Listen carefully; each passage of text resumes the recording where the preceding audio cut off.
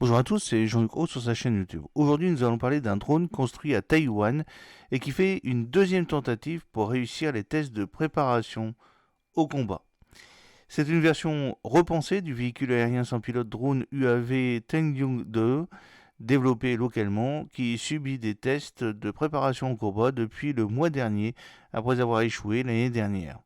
Une source proche du dossier a déclaré lundi à CNA que le drone de combat et de reconnaissance, également connu sous le nom de Clone Raider 2, est entré pour la deuxième fois dans sa phase finale de test à la mi-mars 2024.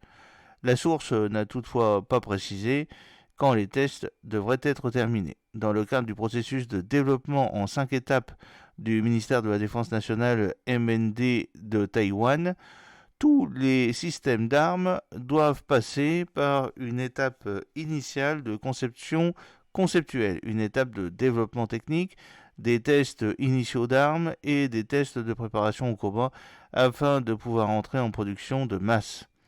L'armée a déclaré que les résultats de la première tentative infructueuse de Tengyun-do pour passer la phase de test finale en mars 2023 indiquait qu'il avait encore place à l'amélioration dans la conception du drone. À l'époque, l'armée avait déclaré que les futurs tests de préparation au combat ne seraient effectués qu'une fois que des modifications auraient été apportées au logiciel et au matériel de drone.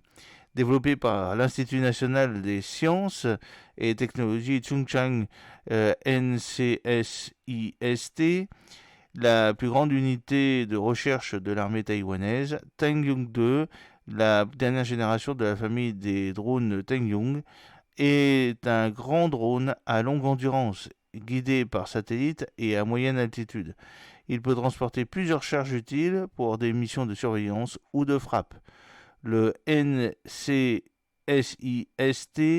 a exposé pour la première fois un prototype Tengyun 2 au Salon des technologies d'aérospatiale de la défense de Taipei en 2019.